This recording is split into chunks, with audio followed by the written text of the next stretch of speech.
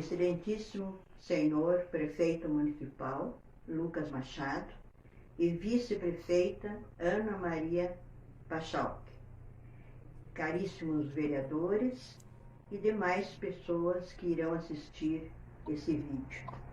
Meus agradecimentos à Enedina, que me fez esse convite. Meu nome é Tereza Maria da Costa Oliveira, tenho 80 anos, sou casada com Augusto de Oliveira Júnior, tenho 4 filhos, todos residentes nessa cidade. Sou pontagrossense, vim para a reserva quando foi criado o SEMAC, em 1960, e eu vim para dar aulas. Mesmo nós estando nessa pandemia, nessa crise mundial em relação à nossa saúde, eu quero parabenizar a cidade de Reserva, que está completando 100 anos no dia 26 de março de 2021. Ela foi elevada a município nessa data. E eu queria passar para vocês alguns fatos que eu presenciei e que, com certeza, os mais jovens, os adolescentes, eles não têm noção de como era a Reserva há alguns anos atrás. Como nasceu a Reserva? Inclusive, pessoas que aqui chegam se perguntam por que essa cidade tem o nome de Reserva. É que aqui moravam reservas de índios. Então começaram a chamar aquele lugar de reserva de índios, caiu a palavra índio e ficou cidade de Reserva. E, bem no início, Reserva não tinha prefeito, não tinha vereadores, não tinha juiz, promotor. Por quê? Porque desça lá embaixo, minha mãe está me cidade, pode falar que não posso atender, estou em reunião. Tudo que aqui acontecia e que tinha que ser resolvido era feito pelo município de Tibagi. Então, Reserva pertencia a Tibagi, não tinha autonomia. Mais tarde, Reserva foi elevada ao município no dia 26 de março de 1921 e, portanto, 100 anos que a Reserva está completando no dia 26 de março de 2021. E, mais tarde, quando a Reserva conseguiu, através de um decreto, se elevar a município, então daí já foi marcada a eleição, os políticos daquela época já se organizaram, escolheram prefeito, os candidatos a vereador, foi construída uma prefeitura para que eles ali trabalhassem. Veio também um juiz, veio o promotor e foi construído um fórum para também eles exercerem ali as suas funções. E mesmo Reserva sendo município, ainda tinha certos problemas aqui em Reserva. Algumas situações eram precárias. Por exemplo, quando eu estava aqui, eu presenciei a falta de luz elétrica. A luz, as pessoas diziam, vem da usina. Lá tinha um motor, um gerador de energia. Tudo bem, mas quando esse motor estragava, esse motor era levado para uma outra cidade para o conserto. E enquanto o motor era consertado, Reserva ficava no escuro. Então as pessoas, já sabendo disso, tinham suas lamparinas, tinham alguma coisa, lanternas, né, que iluminasse a sua casa durante esse período que estavam no escuro. E inclusive, quando estava tempo bom e que fazia então lua cheia, Reserva ficava bonita. Daí, nessa avenida larga, os jovens saíam para essa avenida, tocavam violão, tocavam sanfona, né? Cantavam. Então os jovens ficavam alegres. Estava escuro, mas a lua era cheia, então dava tudo certo. Um outro problema, outra precariedade que eu também presenciei foi a falta de água encanada. Os proprietários dos seus terrenos, eles construíam os poços artesianos e dali eles tiravam a água para o seu sustento, para o seu uso doméstico. E hoje nós temos a Sanepar. E naquela época tinha também uma bica, tinha um riozinho, tinha uma bica E essa bica era na esquina do Clube Reservense. Ali formava fila de homens, de mulheres, de crianças que vinham com seus baldes para encher e levar para o seu uso. E para atravessar esse riozinho, tinha uma ou duas tábuas e a gente passava de um lado para outro. Mas tinha ali um carreiro, tinha um caminho que levava lá no alto. E esse caminho era no meio do mato. E para onde ia? Para a casa dos Ferreiras. Então se chegava lá através desse carreiro. Não só esse carreiro, com certeza tinha outros lugares, também havia o caminho, havia o carreiro, e sempre no meio do mato. Agora hoje ficou o bairro dos Ferreiras. E a parte de cima, ela é toda povoada. Eles, inclusive, eles se sustentam com as coisas que possuem lá. Lá eles têm escola, eles têm panificadora, eles têm posto de saúde, eles têm igreja. Então, hoje lá, em cima, na minha direita, é uma nova cidade de reserva. Ela cresceu também em outros lados também, ela foi progredindo e foi crescendo. Quando eu vim para cá, em 1960, que foi criado o SEMAG, a gente pôde ir observando, assim, determinados fatos. Por exemplo, a igreja, que hoje era também nesse mesmo lugar, mas era uma igreja pequena, uma igreja de madeira. E o pároco era o Frei Tomás, que foi dado o nome dele para essa escola lá do bairro Lourdes.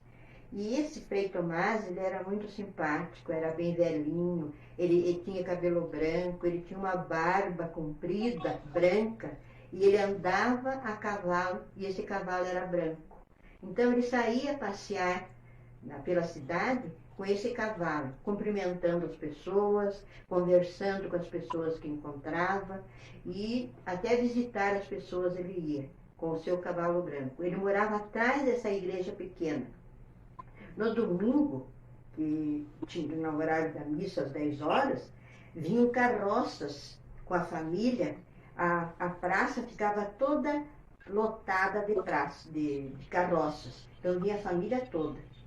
Quando tinha casamento, por exemplo, as carroças vinham enfeitadas, com fitas, com laços, e vinham cantando, soltando fogos. Era assim bastante animado. A casa do Frei Tomás também era ali atrás.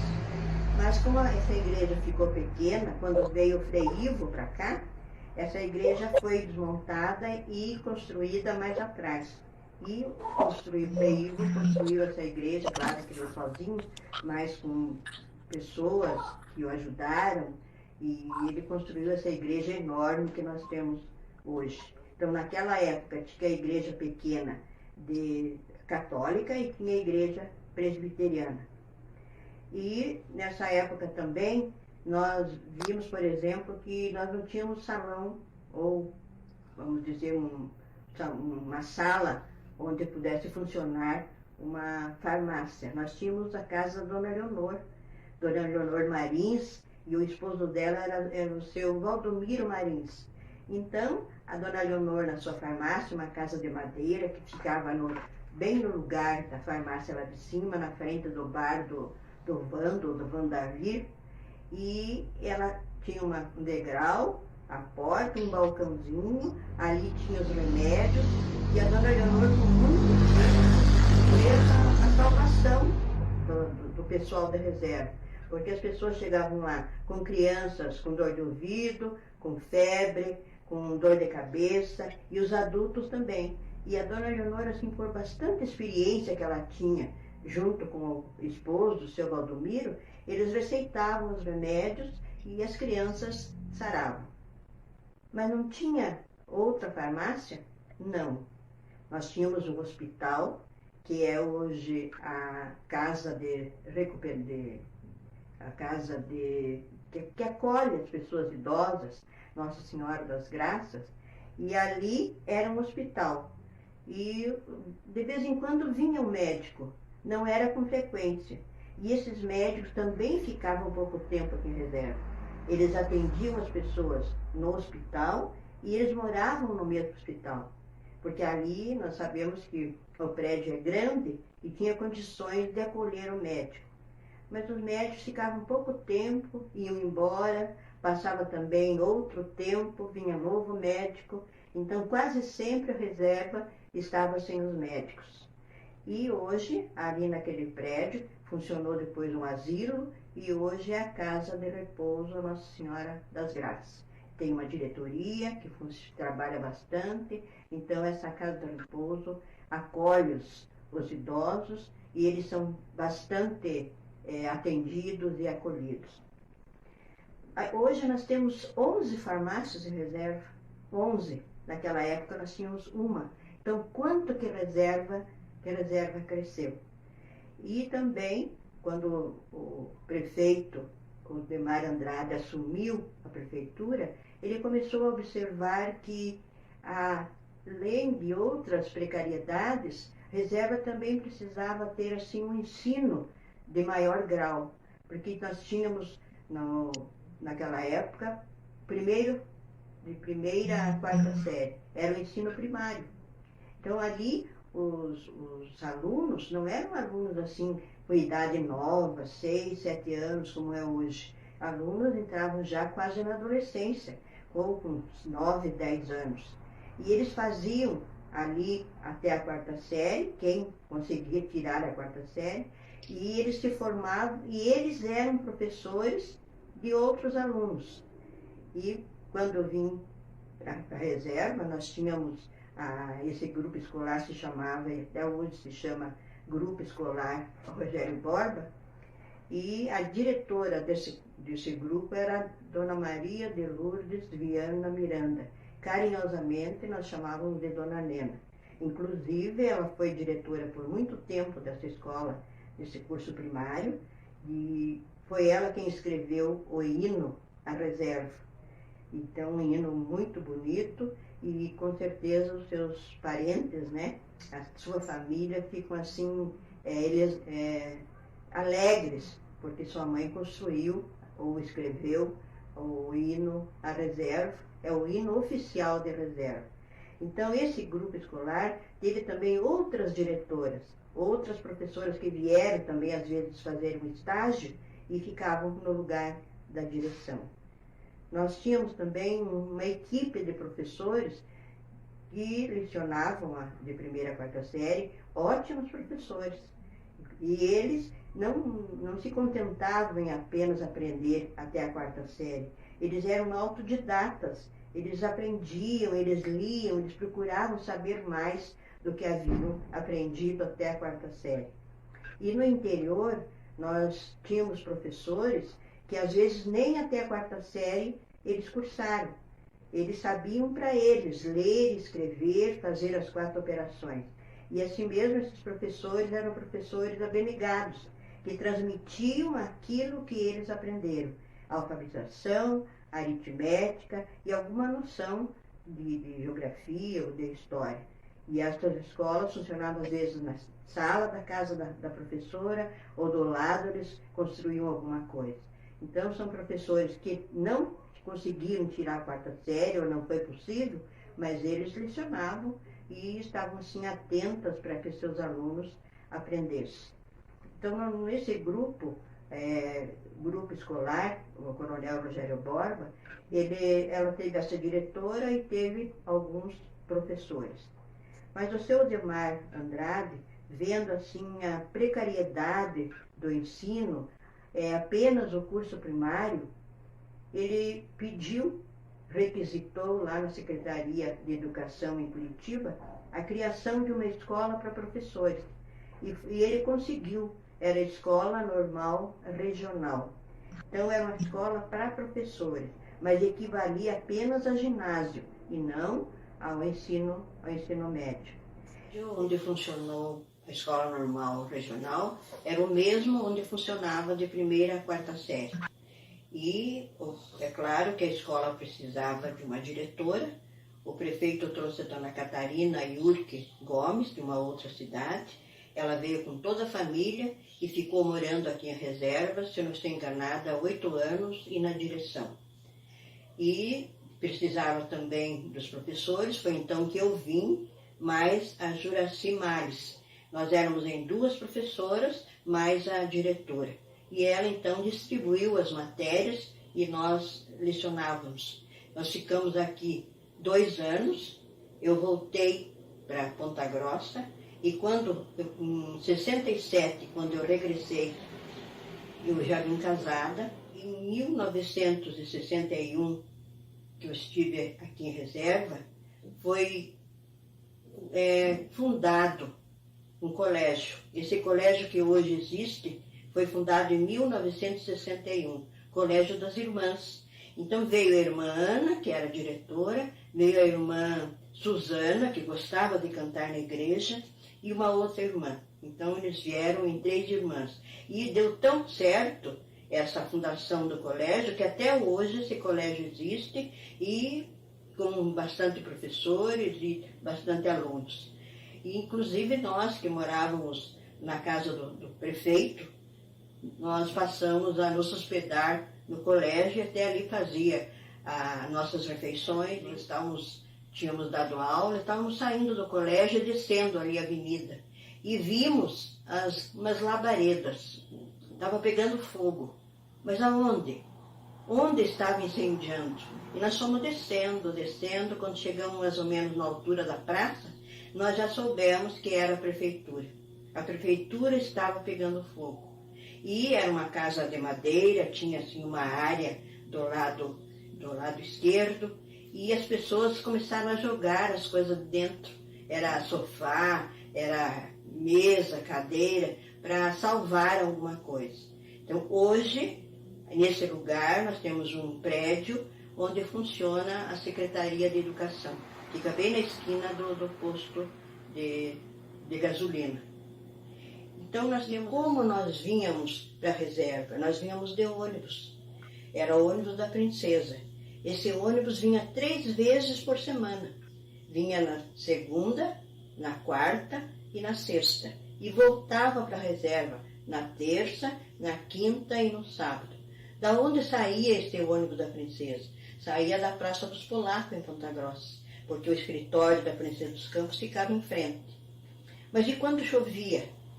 Não tinha asfalto nem de Ponta Grossa ao norte e nem da Porteira aqui em Reserva.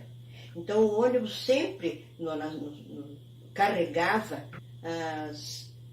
as correntes, porque quando chovia, esse ônibus não parava na estrada, era para lá e para cá, e já o seu Chico do ônibus, como eles chamavam, já pedia para o cobrador ir lá e encorrentar os pneus, e às vezes era preciso que os homens descessem do ônibus para ajudar.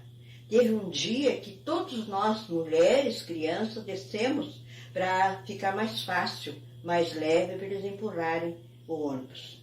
Numa das vezes, nós chegamos no Amparo às 7 horas da noite. Saímos às 13 e chegamos às 19 horas. Quando nós chegamos ali tinha uma pensão. O seu Chico do ônibus conversou com os passageiros.